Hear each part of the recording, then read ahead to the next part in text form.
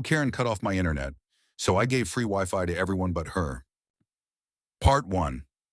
Let me tell you how a petty grudge turned into a neighborhood revolution. It started with silence, one of those abrupt, confusing silences that only people living in the digital age understand. No loading bars, no buffering, just nothing. I stared at my laptop screen like it had betrayed me. Slack disconnected. My Zoom meeting froze with my client mid-blink. Even the Spotify playlist I used to stay focused was gone. I hit refresh 5 times, opened my settings, disconnected, reconnected, still nothing. I'm Theo Rivera, 33, and I run a remote coding consultancy from my home in Maple Glen, one of those suburban neighborhoods trying too hard to be a gated community without the gate. My work depends on the internet like a baker needs flour. Every drop signal cost me money.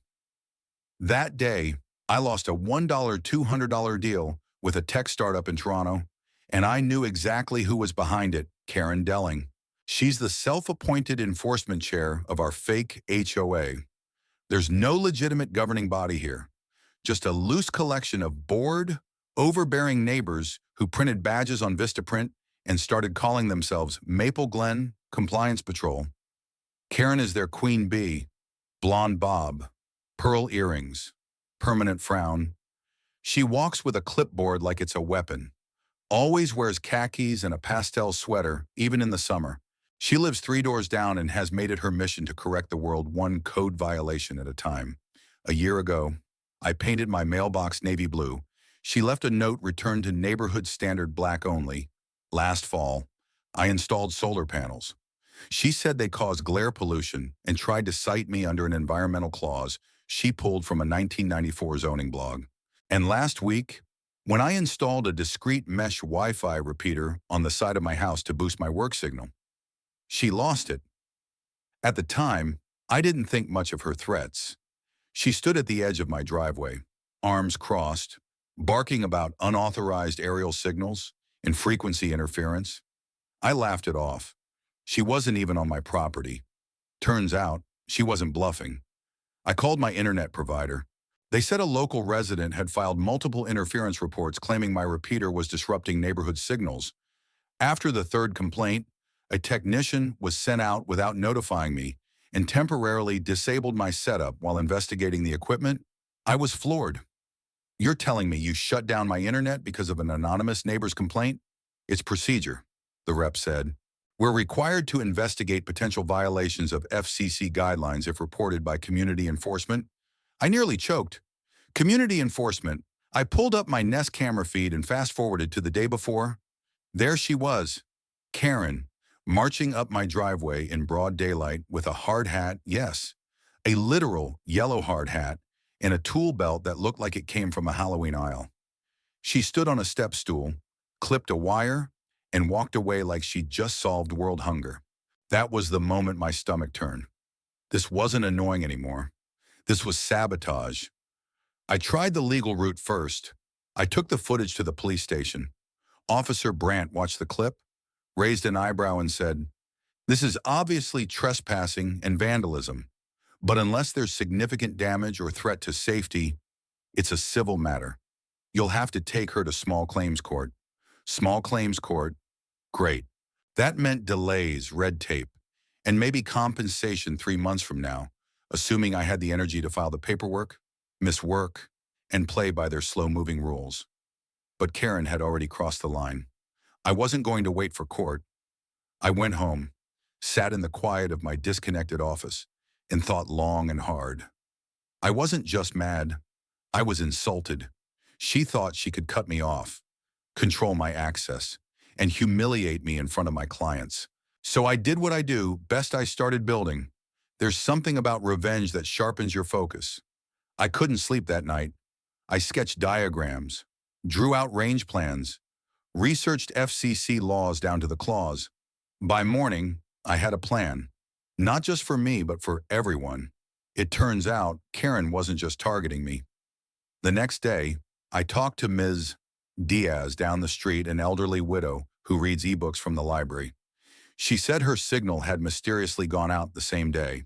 Her grandson, who visits every afternoon, couldn't stream his lessons. Same with Jordan and Lexi, the young couple next door. Karen had told them their Starlink dish was unsightly. Then 2 days later, it stopped working. When they called support, they were told someone had tampered with the outdoor receiver. She'd been doing this to the whole block. Under the guise of protecting signal integrity, Karen was slowly eliminating tech she deemed non-standard. She couldn't control the web, so she tried to cut its wires. And just like that, my plan became a mission. I drove out to a rural tech warehouse and bought a solar-powered commercial-grade signal tower. Legal, FCC compliant, low profile, it looked like a small modern sculpture, maybe 12 feet high with a curved frame and low-emission panels. Totally silent. I paid out of pocket just over $9,000 of my savings.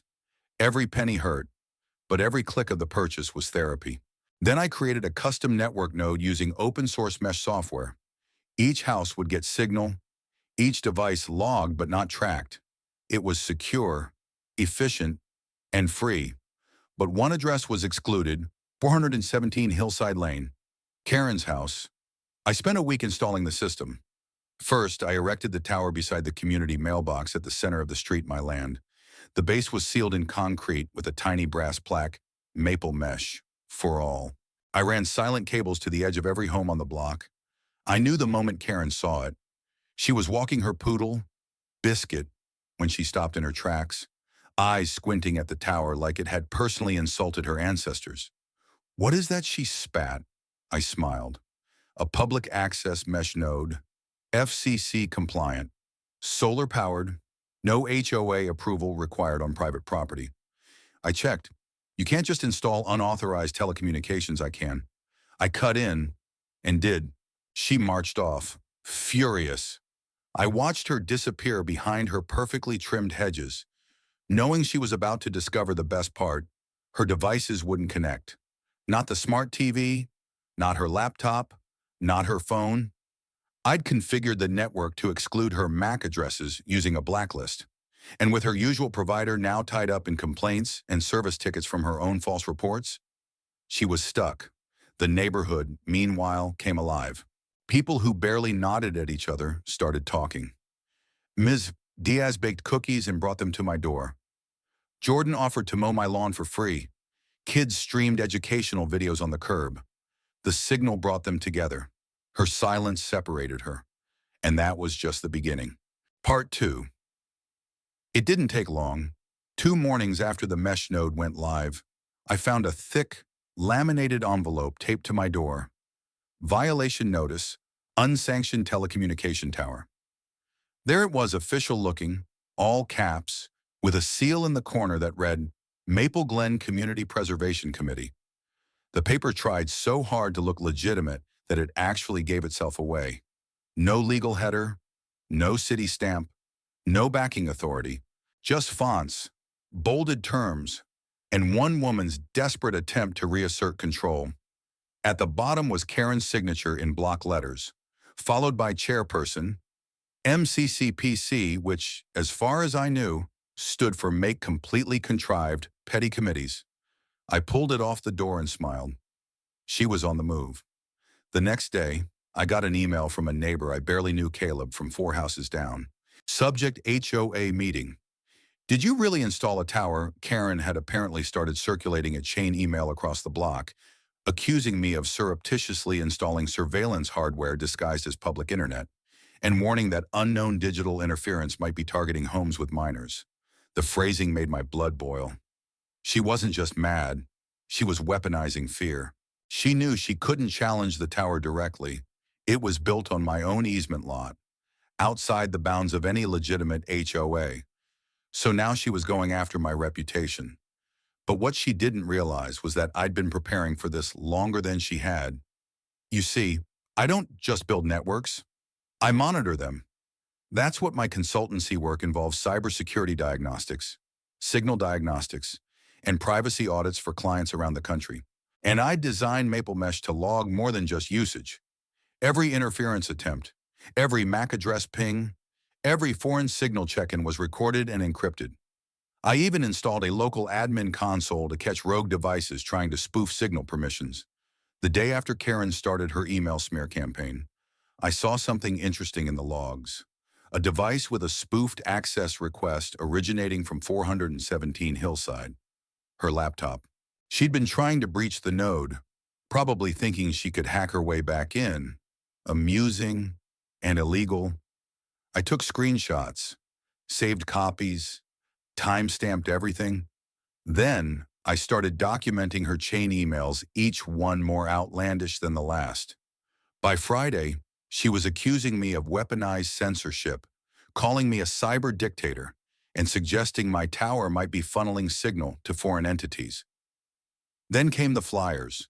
I woke up to find printed pamphlets in every mailbox on the block. Is your family safe? Who really controls your internet? Each had a blurry photo of me standing next to the tower, clearly taken from behind a bush, and a grainy circle around my face like I was on a most wanted list. It was absurd, hilarious, and borderline harassment. But here's the thing about bullies like Karen: they overreach. They start small, then escalate until they're too far in to stop. She organized a community meeting at the old rec center and invited the entire block. She billed it as an urgent HOA compliance review, even though, again, the HOA was entirely fake and unenforceable. I wasn't planning to go, but Jordan, Lexi, and Ms. Diaz begged me to. They're calling you the signal tyrant, Jordan said, half laughing. You got to show up just to hear it. So I did, and what I walked into was a full-blown witch trial. The room was packed, at least 40 neighbors, some standing, some whispering. Karen stood at the front with a projector and a slideshow titled "Wireless Warfare: The Silent Threat on Our Streets." I nearly burst out laughing, but I stayed quiet and took a seat at the back. She launched into a presentation filled with bad graphics, red arrows, screenshots of routers, and bizarre claims about EMF poisoning, child exposure, and digital mind control. Then she showed footage of me installing the tower. There he is, she said, voice trembling with righteous anger, not even notifying the community, just planting this device in our neighborhood. What does that say to our children? I raised my hand. It says they live in a community where neighbors solve problems and share resources. Gasps. Karen didn't blink. Theo, you've acted without consensus, disrupted signal balance, and now you're denying access to one household mine on purpose. You mean after you cut my wires? I said calmly. After you trespassed and damaged my property. Murmurs, some heads turned. I have footage. I added, clear as day. You climbed a ladder, clipped my line, and walked away. That's vandalism. Karen's nostrils flared. That video's taken out of context. I stood up. Then let's watch the full context. I pulled out a small projector and connected it to my phone. In seconds, I played the footage. Karen, in full view, stepping into my yard, reaching for my repeater cable and slicing it with garden clippers. No editing, no voiceover, just facts. The room went quiet. That's illegal, someone whispered. Did she really? Ms. Diaz stood up slowly. That's what happened to my signal last week, too. I thought it was a glitch. Karen tried to backpedal. I was following up on complaints. You made the complaints. I said, I called the provider. You used anonymous calls and misrepresented yourself as community compliance enforcement. You submitted 3 separate false claims under different aliases. More murmurs. Some people pulled out their phones. Every one of those reports, I said, was filed from your IP address, logged and time-stamped. Jordan stood. So this whole time, you were sabotaging us. Karen looked around the room and saw something she wasn't used to: doubt. And I wasn't finished. I clicked to the next slide on my device. It was a screenshot of Karen's email sent to the Maple Glen listserv claiming that my tower was broadcasting to international servers. Just FYI, I said. Maple Mesh runs on a closed, encrypted local network, but your email, it went through a third-party tracker. I followed it. You used a service that rerouted your mail through a spam server in Prague. More gasps.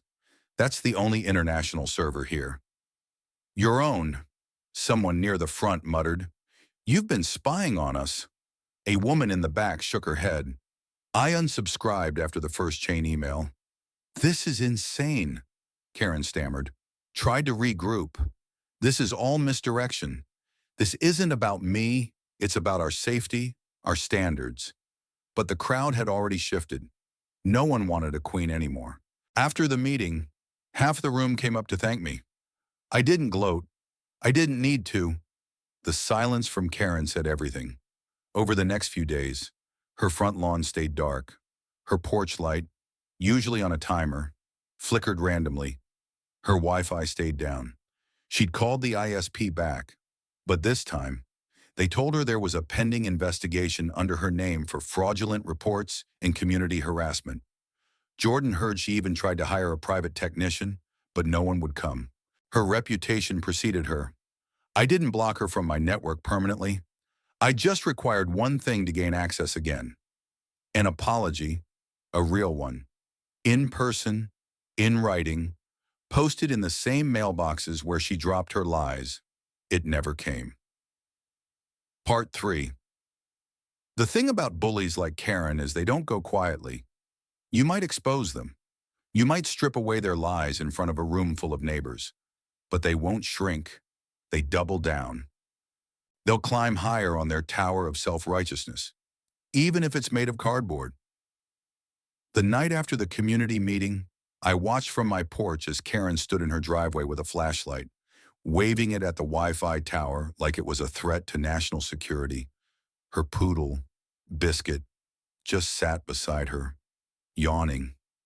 I could feel the storm coming. The next day, a certified letter arrived. Notice of county infrastructure complaint. Subject unpermitted communication structure. Karen had filed an official complaint with the county zoning board, claimed my signal tower was a hazard, violated height ordinances, and lacked municipal approval, said I was operating an unauthorized broadcast installation in a residential zone, and unlike her phony flyers, this one came from real government stationery. My stomach clenched. I knew I'd followed the rules. I'd spent days reading city code, verified the tower's specs with an engineer, even consulted a property law firm, but now she was bringing in bureaucracy, a different kind of weapon. I had 5 business days to respond. I called the county office and requested a hearing. They assigned me a date and told me an inspector would be sent in the meantime to verify the complaint. Sure enough, 2 days later, a white Ford F-150 with county plates pulled up in front of my house. Out stepped a guy in a tan uniform with a clipboard tall, built like a linebacker, and absolutely done with life. Name's Sal, he said, squinting at the tower. You, Theo? Yeah. He glanced at the structure, jotted something, and walked around it once. You built this yourself with help from a licensed installer. It's modular, prefab, FCC compliant, doesn't exceed the 14-foot limit for non-dwelling structures. Yup, he muttered, measuring the base. Looks legal from here. You got a lot of these complaints, I asked. He snorted. Only when a neighborhood's got a Karen. Turns out, Sal had been through Maple Glen before. He knew her by name. He told me she'd once filed 12 separate noise complaints in a week, one against a kid practicing trumpet at 2 p.m. She prints laws off blogs and hands them to us like they're gospel, he said, shaking his head. We call her Code Karen down at the office. Then he leaned in. Off the record. The real issue isn't your tower. It's her behavior. You're the 3rd person she's targeted this year. That stuck with me. This wasn't just about me anymore. Before the hearing, I decided to prepare for more than just legal defense. I wanted documentation. I went house to house, gathering signatures. I called it the Neighborhood Access Initiative. In 2 days, I collected 27 names, people who benefited from the tower, people whose kids now had internet for school, who used telehealth services, who finally had stable connections after months of spotty signal. I compiled testimonials, printed statements, and even took photos of people using the mesh node in real time. I turned it into a 15-page packet. At the bottom of each form was one final question. Has Karen Delling ever threatened, harassed, or attempted to restrict your access to utilities or communication services. 17 people checked? Yes. The hearing was held at the municipal building on a rainy Thursday morning. Just 3 people in the audience, me, Karen, and some unlucky intern who looked like they wanted to be anywhere else. The board sat at a long wooden bench, 2 men and a woman, all in county badges and collared shirts. Karen wore beige, of course, with a giant white binder labeled Evidence. She began by reading a statement filled with buzzwords: security threat, neighborhood cohesion, non-compliance, visual pollution. She said the tower made her feel unsafe and claimed she'd heard high-frequency buzzing that gave her headaches. I didn't interrupt. When it was my turn, I handed out the packet. Then I said just one sentence. What Karen calls a threat, everyone else calls connection. Then I let the board read. For 10 minutes, silence. Then one of them, Ms. Lang, a former tech compliance officer, looked up and said, "We reviewed the tower's model and FCC number. It's within code, low emission, and the permit is not required under current zoning limits." Karen's eyes twitched. Mr. Patel, another board member, added, "The number of supportive statements here is overwhelming, and these allegations of sabotage, if proven, could result in civil action." Karen's mouth opened, then closed. I didn't gloat. I just nodded. The board voted unanimously, complaint dismissed. That should have been the end, but Karen made one last mistake. Later that evening, she posted a rant on Nextdoor, a long, angry post claiming I'd bribed the board, calling them technocratic traitors, and doxing Ms. Lang by name. It went viral. The post was reported, taken down, and screenshotted. By morning, it was trending locally. Maple Glen woman doxes county official over Wi-Fi tower, and then the sheriff got involved. 2 officers showed up at her door that afternoon. I watched from across the street as they knocked firmly but calmly. Karen opened the door and immediately started gesturing wildly. They didn't cuff her, but they handed her a citation, informed her of a harassment investigation, and warned her about misuse of community forms. She looked stunned, lost, betrayed by the very rules she thought she owned. And the best part, the town issued an official statement the next day. "We are grateful for citizens like Mr. Rivera who invest in shared infrastructure and uphold the spirit of community improvement. Her crusade had backfired. Her complaints, her sabotage, her lies, all now part of a public record." I added one final plaque to the tower. It read, "Built by one, shared by many, divided by none." Neighbors started calling it TheoNet. The kids gave it a nickname, Signal Tree. I liked that. Karen stopped appearing at meetings. Her flyers stopped coming. She shut down the Maple Glen mailing list. 1 week later, her house went up for sale. We don't know if she moved or just faded into a corner of bitterness somewhere else. What I do know is this: when you try to cut someone off from the world, they'll find a way to connect even more people. And sometimes, connection is the most powerful revenge. Part 4. 3 weeks after Karen's house went on the market, the for sale sign vanished and a black SUV pulled into the driveway at 417 Hillside Lane. The neighborhood held its breath. Rumors spread fast. Someone said it was a couple from Denver. Someone else said it was a property investor. But when the tinted window rolled down and a sharply dressed man in a button-up stepped out, holding a leather binder and Bluetooth earpiece, I knew exactly what we were in for: another Karen. But this time, a corporate one. His name was Mitchell Danning. "Just call me Mitch," he said when he came over. All charm and cologne. Tall, confident, late 40s. The kind of guy who smiles with his teeth but not his eyes. He said he was excited to be part of a community with such strong standards and dropped the words property value no less than 7 times in 5 minutes. "I read up on your mesh tower project," he added, not unkindly. "Real impressive. Theo, that kind of initiative is rare." There was a pause, then he asked, "Would you consider placing access limitations?" I tilted my head.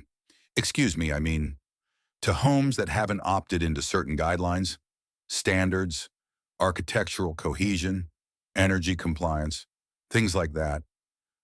Just to keep things balanced. I blinked. You want me to turn the free community Wi-Fi into a compliance reward system? He chuckled. I wouldn't call it that, but there's room for alignment. Incentives. You've got a valuable asset. People respond to connectivity. I didn't answer. He was smiling, but I saw it. The glint. The same hunger Karen had. Now with a better haircut and corporate language, he was here to privatize what we built. Over the next few days, strange things started happening. First, someone placed glossy flyers in mailboxes again, only this time they were professionally printed. Maple Glen 2.0, a community of clean lines, unified codes, and seamless living.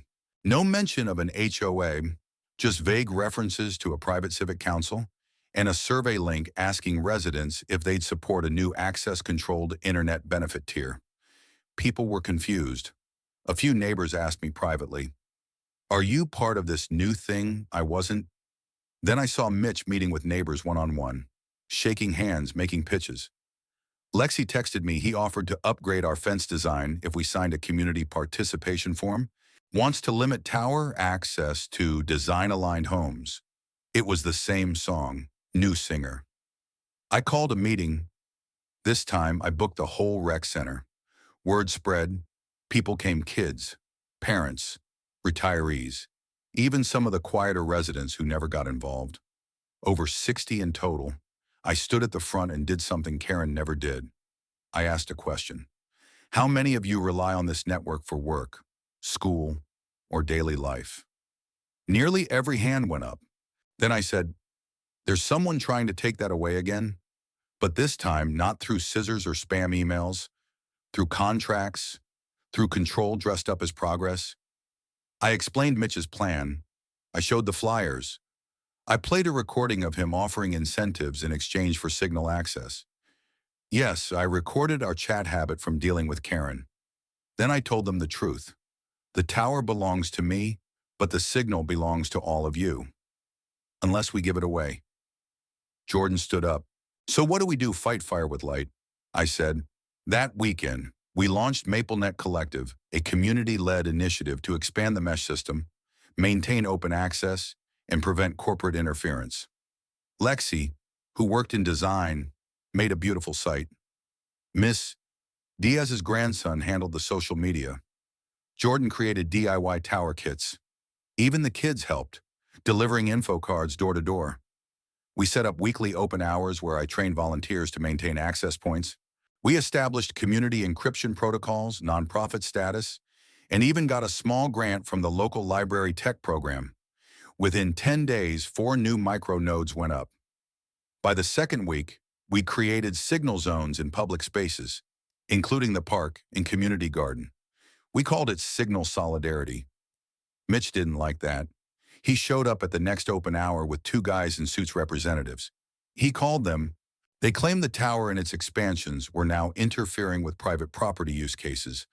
I asked for documentation. They didn't have any. I asked them to leave. They refused, so I turned on the live stream. Hey neighbors, I said, holding up my phone. Just wanted to introduce our guests. They're here to limit your access to the free public signal we've been building. Say hi. The comments lit up. That guy's from Karen's old property company. Isn't that the dude who tried to buy up half the condos in Oak Valley? Don't trust suits bearing access upgrades. They left in under 5 minutes. A week later, the Maple Glen Civic Council fell apart. Turns out, Mitch had been trying to form a shadow HOA by bundling neighbor contracts and flipping them to a real estate fund. Once he had 20+ committed parcels, he planned to leverage zoning changes to declare a pseudo-governance body. But we found his filing. Lexi's cousin worked for the county and tipped us off. We blasted the documents on every local forum proof of Mitch's attempt to seize infrastructure and install usage fees. The backlash was instant. People who'd signed his flyers rescinded their support. A few even apologized publicly. The grant committee issued a warning to his backers. The county declared the application void due to deceptive aggregation. Mitch left 3 days later, just packed up and vanished. I stood by the tower that evening, the sun dipping low, and watched as neighbors walked their dogs, chatted over fences, streamed shows on benches. Kids played in the yard while teens FaceTimed under trees. No flyers, no fake notices, no hidden agendas, just a quiet hum of connection. In the weeks that followed, something deeper changed. People weren't just using the signal, they were defending it. We formed a real neighborhood tech board, hosted monthly workshops, and started helping nearby communities install their own open nodes. We called it the Free Signal Movement. Our little network became the model for something bigger tech made local, accessible, and unbought. And somewhere between all the code, wiring, and neighborhood drama, I learned a truth I hadn't expected.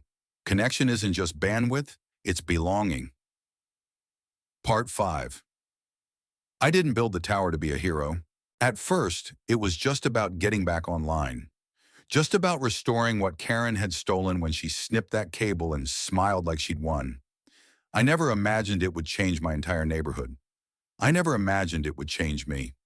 But 3 months after that first signal beam reached across Maple Glen, the county sent a proposal that would make everything permanent. Proposal number 14, designation of Maple Glen as a pilot community for public micro-mesh infrastructure. If passed, the tower would become a county-supported utility node. It would receive grants, protections, and possibly expansion into a full municipal mesh framework. I sat there staring at the email, stunned. The town wanted to make the signal tree official, but there was one condition: they wanted someone to lead the community oversight board. Someone local, someone trusted, someone who understood the tech and the people. They offered it to me. I didn't accept right away. It wasn't that I wasn't honored. I was. But leadership, real leadership, meant responsibility. It meant showing up even when you didn't want to. It meant hearing complaints, making compromises, standing up again and again when someone tried to knock the signal down. I had built the tower, but did I want to run it forever? The night after I got the proposal, I walked to the park where the first micronode had gone live.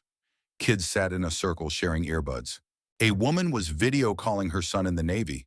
A teen skated past, music blaring from her phone.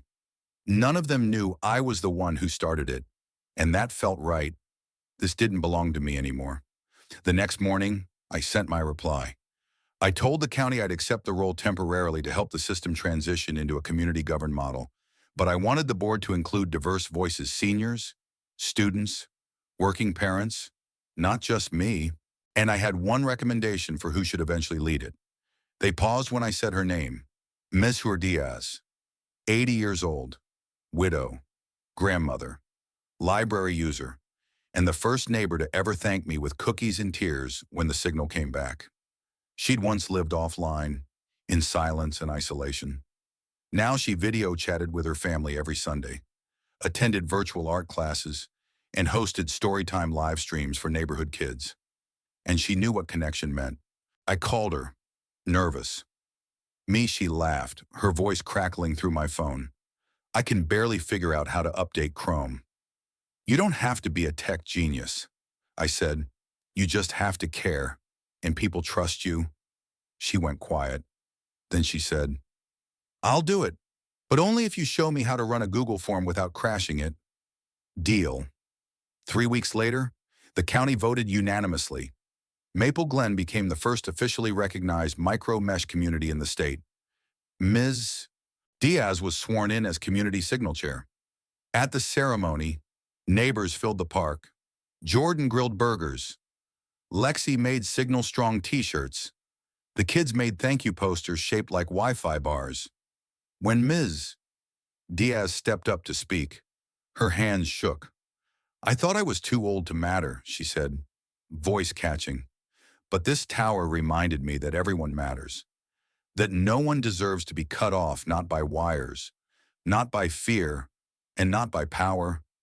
She looked at me, especially not by people who mistake control for community. Applause erupted. Karen never showed. Her house sold to a quiet young woman who started growing sunflowers in the front yard. A fresh start, no flyers, no clipboards, just peace. We kept the plaque on the tower, built by one, shared by many, divided by none, and we added a new one below it, Community Signal Node, Naruzoran 1, dedicated to the people of Maple Glen. Months passed, then a year. MapleNet spread to 4 neighboring towns. The free signal movement received national attention, an article in Wired, an interview request from NPR. People wanted to know how we'd done it. The truth was simple. We stopped waiting for permission. We stopped letting people with power dictate what we could share. We built our own system and we made it open. And I finally understood something I'd missed in the beginning. Karen hadn't just cut my internet. She tried to cut my voice, my reach, my identity as someone who built bridges. And in trying to silence me, she helped me create something louder, more resilient, and impossible to unplug. A signal not of bandwidth, but of belief. Belief that neighbors can care, that tech can unite, that one tower, one act of quiet defiance can become a beacon. So if you ever find yourself on the losing end of a clipboard and a rulebook, if someone tries to tell you that you don't belong, that your signal doesn't matter, that your access is conditional, remember this story and build anyway, because the strongest signal is the one they can't block. The end.